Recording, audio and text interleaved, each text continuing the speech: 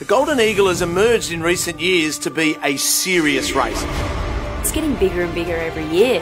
It's another great concept and the prize money is huge. It's worth $10 million. I love it. Stand by for a break. Rates are back, they're off and racing. 4-year-olds, 1,500 metres. Perfect track for it, 1,500 Rosehill. Yeah, 1,500, I'd say it's a little bit trickier than Randwick in terms of horse and having to compete around that circuit. It's a big field, high pressure. It's a thrilling race. I Wish I Win in front. Here's Van Gogh, the outside. Van Gogh goes to I Wish I Win, who kicked and won. You need a very dynamic horse as well. Now it has really cemented itself as a high-class, high-quality race that you want to have a runner in.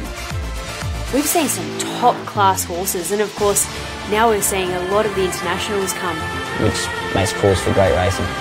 It's Golden Mile, Pericles, Van Buramai. The Japanese stallion bombed them, Van Buramai. My goodness, what a great finish. When you look at the honour roll, that is the who's who of modern galloping here in Australia. I think it's been a fantastic addition to Australian racing.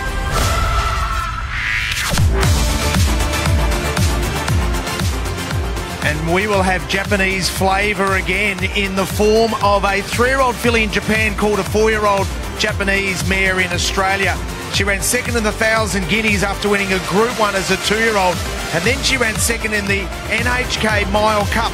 That's the race that Oban Buramai ran third before winning the Golden Eagle, Em. Catching up again with Ali Mosley. We've had a great day's racing here at Royal Randwick, but we caught up earlier to talk about the 2025 Magic Millions Racing Women Achievement Awards supported by TAB. Which is happening at the Magic Millions on the Gold Coast in January of next year. We spoke about how you can nominate your favourite women online, but who are some of the ladies in racing that we should really be thinking about for some of these terrific awards? Absolutely anyone and everyone, the unsung heroes, if I can think off the top of my head, Lisa Coffey, who was really instrumental when I first started in racing with helping me out. She's been a mentor not just for young riders, but also she does a lot with her Racing Hearts charity, which has now moved up to Queensland as well, so she's covering all bases. Julia Bashams, who does equine pathways for anyone with disabilities, using equine welfare and equine pathways to help. I suppose it just gives them that opportunity to get out there and get back with the horses. If they'd been involved before or not at all, they can get along there. And then, of course, how could we forget about Vicky Leonard? She's doing so much for racing with her Kick Up for Racing. She's debunking the myths and she's at the forefront of it. So that's just a couple to name, but I can think of stable hands who I think would be wonderful, and people in the breeding industry. The list is endless. I've got a couple ticking over right now, and I'm going to be busy bee tonight on the laptop submitting their names for nominations. We cannot wait for the Magic Millions in just a couple of months' time. It's going to be an epic week up on the Goldie. It comes around so fast, Em. When you feel this summer in the air, you know Magic's is coming. Summer in the air?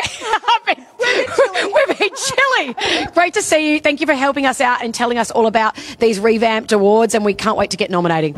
Thanks, Em. Something to look forward to, and now something to remember forever. Via Sistina in barrier 4 from the left, Pride of Jenny 3 from the right, Prognosis on the outside of Via Sistina. And he broke well, Richo. He got a good start, Prognosis. And I guess the first surprise, it took a long time for Pride of Jenny to get across, didn't it? Yeah, she just wasn't at her best today, was she? You knew a long, long way out that she was not travelling like the Pride of Jenny that we know and absolutely love. Because Prognosis is really close here, Bruce. Is it far too close to the Pride of Jenny that we know?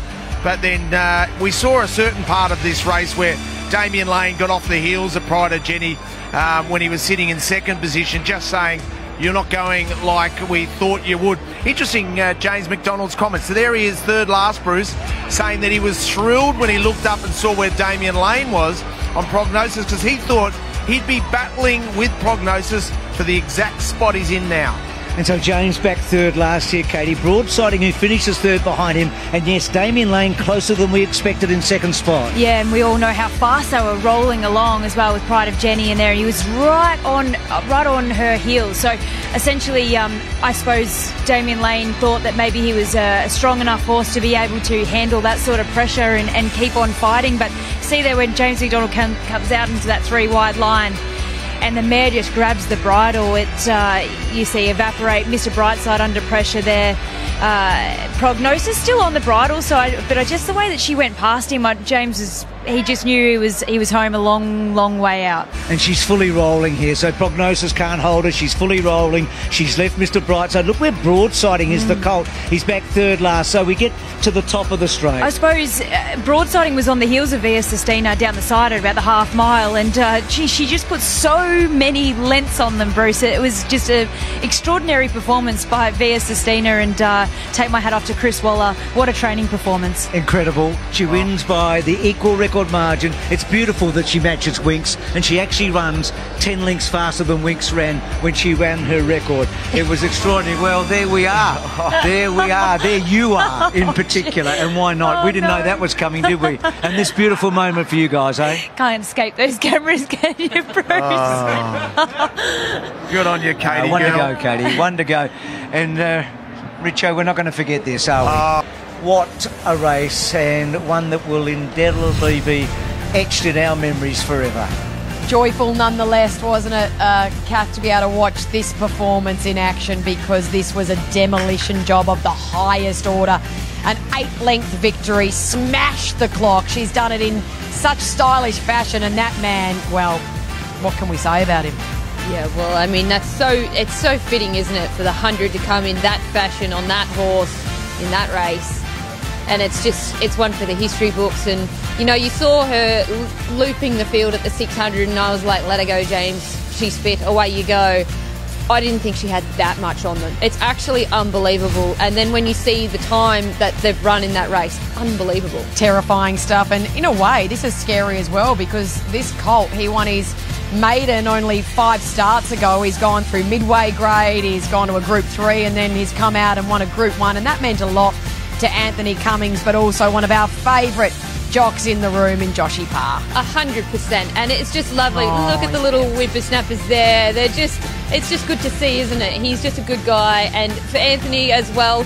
You know, Anthony is just one of those people that can just bring horses through the grades from the maiden into the same preparation into a Group 1. Unbelievable. Yeah, so the votes, Bruce, well, the 3 had to go to 1 man, and it's that was undisputed.